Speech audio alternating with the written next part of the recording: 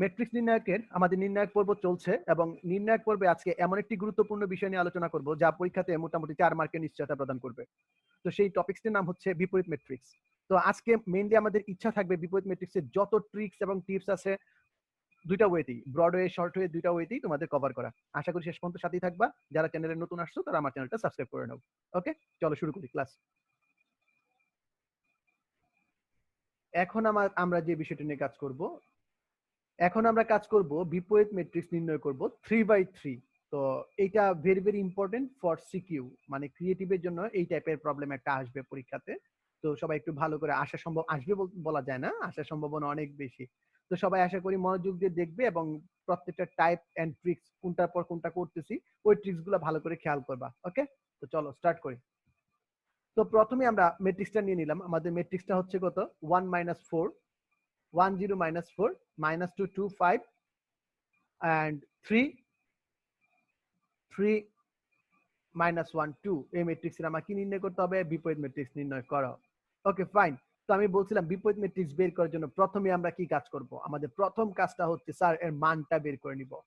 তো চলো বাচ্চারা দেখি এর মানটা কত। এই যে ম্যাট্রিক্সটা আছে বিপরীত ম্যাট্রিক্স বের করার জন্য এর মানটা কত হবে? তো আমরা মডুলাস অফ এ দেখতে পাইতেছি আমাদের স্ক্রিনে। মডুলাস অফ এ কত আসছে বাচ্চারা একটু বলো তো। যে স্যার মডুলাস অফ এ আসছে 25। গতদিন আমরা সহগুণকটা দেখাইছি, বাট এখন যখন আমরা প্র্যাকটিক্যাল লাইফে যাব আমরা একটু প্রো লেভেলে চলে গেছি। তাই আমরা কাজটা এখন মুখে মুখে করতে পারি। লাইক যখন 1 রে আমরা ফিক্সড করছি তখন 2 2 4 মাইনাস মাইনাসে +5, ঠিক আছে। যখন 0 রে সেট করছি, মনে রাখবা মান নির্ণয়ের ক্ষেত্রে যেদিকে 0 আছে এদিকে যাওয়ার চেষ্টা করবা, কারণ কি আমাদের কাজ একটু কম করতে হয়, ঠিক আছে। 0, এনিথিং উইথ 0 ইজ 0। -4 এখানে ছিল মেইনলি প্লাস। তো আমি যখন -4 নিছি, প্লাস মাইনাসে মাইনাস হয়ে গেছে। তো -4 নিলে কত হবে? 2 কে 2 -3 দুগুণে 6, 2 কে 2 3 6, মানে মোট মান কত? 25। তো এই মানটা তোমাদের কুইজ ছিল যেটা মান নির্ণয় করা। তো এটা কি আমরা ব্যতিক্রমী ম্যাট্রিক্স বলবো, তাই না? এটাই কি আমি পুরো ব্যতিক্রমী ম্যাট্রিক্স বলবো? না, কেউ কোনো দেখা যাইতেছে যে তোমরা রেসপন্স করতেছো না। এটা ব্যতিক্রমী ম্যাট্রিক্স না, এটা হচ্ছে অব্যতিক্রমী ম্যাট্রিক্স। কারণ ব্যতিক্রমী ম্যাট্রিক্সের মান শূন্য হয়। এখন আমরা যে কাজে যাব সেটা হচ্ছে আমাদের কয়টা সহগুণক বের করতে হবে?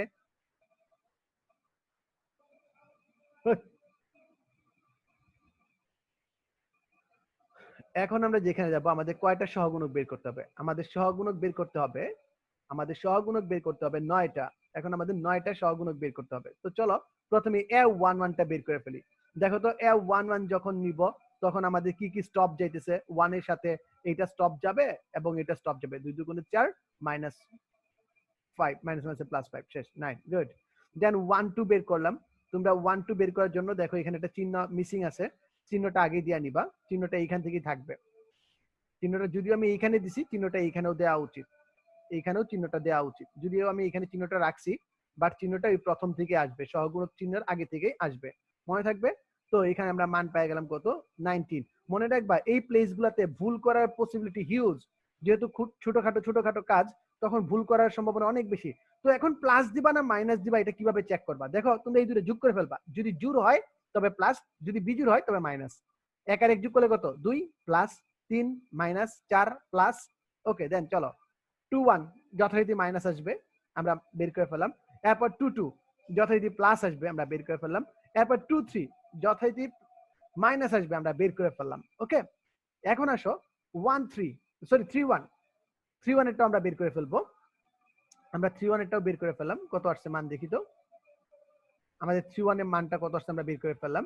দেন আমরা বের করব 3 2। আমাদের যে 3 2 আছে 3 2 এর মানটা কি হবে? প্লাস না মাইনাস আমরা এইভাবে দেখবো, মাইনাস আসবে। দেন আমরা মানগুলো আসতেছে আমাদের স্ক্রিনে এইভাবে আসবে, মানগুলো কত হবে, টোটাল মানটা কত হবে বের করে ফেললাম। আমাদের 3 2 বের হয়ে গেল। দেন আমরা আসবো আমাদের 3 3 তে। আমি বলছিলাম উপমেট্রিক্সের কথা, আমি বলছিলাম সহগুণকের কথা। এটার জন্য কিন্তু আমরা এই কাজগুলো করে আসছি যে এখন আমরা অ্যাপ্লাই করব। তো আমরা যদি এইভাবে লিখি আমাদের 3 3 মানটা কত আসছে দেখো দেখি। 3 3 মানটা কত আসছে? আমাদের 2 আসছে। তো এই যখন কাজ শেষ, এখন আমাদের কি করতে হবে? বলো তো বাচ্চারা, এখন আমাদের কি করতে হবে?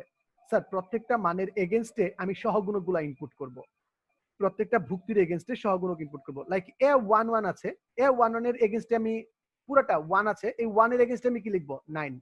তো দেখো আমি 1 এর এগেইনস্টে কি লিখি, আমার অ্যাডজয়েন্ট এ 1 এর এগেইনস্টে লিখছি 9, এ 1 2 এর এগেইনস্টে লিখছি 19 এবং -4 আমি সবগুলা মান দিয়ে দিলাম। এবং লাস্টে কি করতে হবে বলো দেখি, এই উপরে একটা দেখো সবাই বাচ্চারা ভুললে চলবে না, এখানে কি আছে বলো তো বাচ্চারা, এখানে একটা টি আছে, টি ফর ট্রান্সপোজ। আমরা কি করতেছি, ট্রান্সপোজ করে নিছি, এখানে অ্যাডজয়েন্ট এতে কি করছি, ট্রান্সপোজ করতে হবে। তো ট্রান্সপোজ করলে কি হবে এটা আমরা পরবর্তী পর্যায়ে দেখবো, যে ট্রান্সপোজ করলে ম্যাট্রিক্সে কি আকার ধারণ করে। আমরা শুধু এই স্ক্রিনে দেখানোর চেষ্টা করছি, সবগুলো মানে একটু হিবিজিবি লাগতেছে, তারপরে আমরা দেখানোর চেষ্টা করছি, কারণ আমাদের উদ্দেশ্য ছিল আমরা প্রত্যেকটা ভুক্তির সহগুণক বের করব, এই সহগুণকগুলা ওই প্রত্যেকটা ভুক্তির এগেইনস্টে বসায়া একটা ম্যাট্রিক্স নির্ণয় করব, যে ম্যাট্রিক্সটার নাম হচ্ছে অ্যাডজয়েন্ট ম্যাট্রিক্স। এবং ট্রান্সপোজ দেওয়ার কথা ভুলে গেলে চলবে না। তো চলো নেক্সট আমরা দেখি কি করা যায়। আমরা যদি এখন এই অ্যাডজয়েন্ট এ যে আছে, অ্যাডজয়েন্ট এর উপরে কত আছে বলতো, টি ছিল। তো টি কে যদি আমরা সারি কলামে কনভার্ট করি, আমাদের কাজটা পেয়ে গেছি, আমাদের সারিগুলা কলামে কনভার্ট হয়ে যাবে। দেন এ ইনভার্স ইকুয়ালস টু কত, এ ইনভার্স ইকুয়ালস টু কত, জাস্ট 1/25। আমরা মান শিখে রাখছিলাম, আমাদের সূত্রটা আবার একটু বলে দেই, A inverse equals to 1/a into adj a, adjoint a, that's it. এই দেখো 1 এর মান ছিল 25, আবার অ্যাডজয়েন্ট এর যে মানটা ছিল ট্রান্সপোজ করার পর যে মানটা ছিল ওই মানটা আমরা বসাই দিলাম। এবং এরই সাথে সাথে আমরা 3/3